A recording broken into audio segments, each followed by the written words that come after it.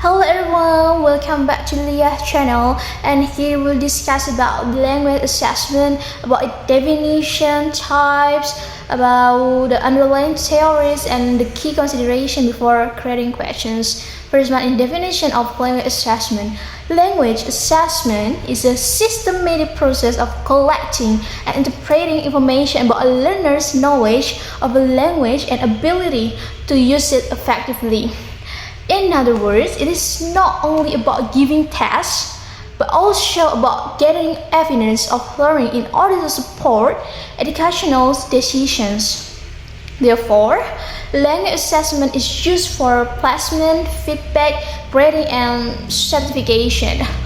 While a test is a single instrument, assessment includes all procedures and activities used to evaluate language learning and performance. So the types of language assessment. We will discuss about the type of language assessment. The first type is about placement assessment. It used to determine to the appropriate level for learners before instruction begins, so that students can join a class that matches their ability. And the second is about diagnostic assessment. It used to identify specific strengths and weaknesses. Therefore, teacher can adjust instruction accordingly.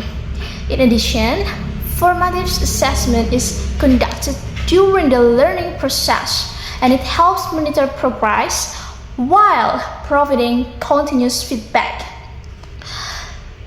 On the other hand, summative assessment is administered at the end of a course in order to measure overall assessment.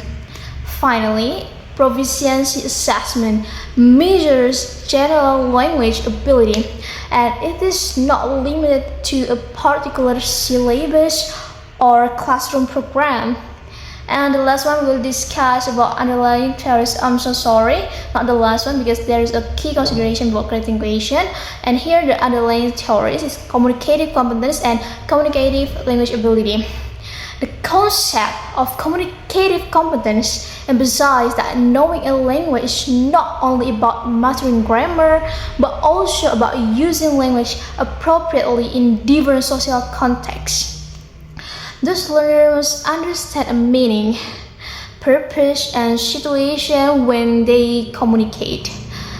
Furthermore, the model of communicative language ability explains that language performance involves language knowledge, strategic competence to manage communication problems, and also the ability to use language effectively in real situations. Therefore, modern language assessment focuses on meaningful communication rather than isolated language forms. And the last one, we will discuss about key considerations before we create assessment questions.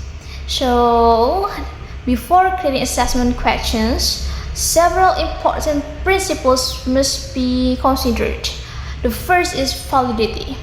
It ensures that the assessment measures the intended skills. And the second is about reliability. It ensures consistent results across different occasions or rather.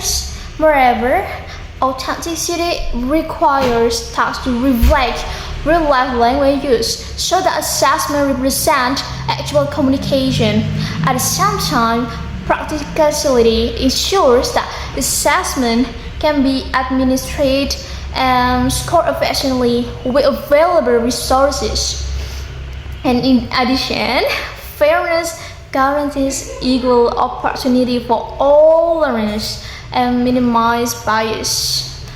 Finally, alignment between learning objectives, teaching activities, and assessment tasks is essential because it ensures accurate and meaningful measurement of student assessment.